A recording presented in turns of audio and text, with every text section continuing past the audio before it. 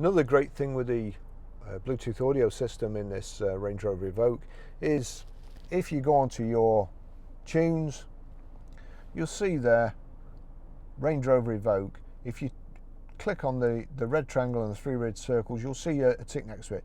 Now I'm going to turn this down, but what we need to do now is we can go to audio video, onto my music.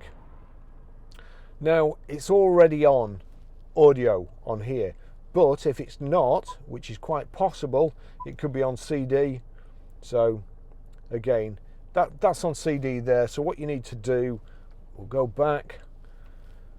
So we go to audio video, it's on CD there, there's a little plus by my music, click the little plus, and that allows you to change to stored CDs, USB, iPod, auxiliary, and my phone.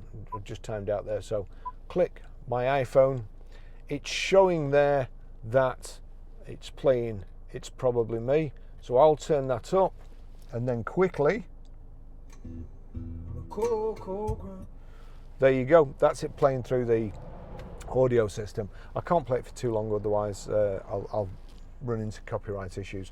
So that's how you stream audio too. It's a great system in the Range Rover Evoque, and an easy to use system. Thanks for watching.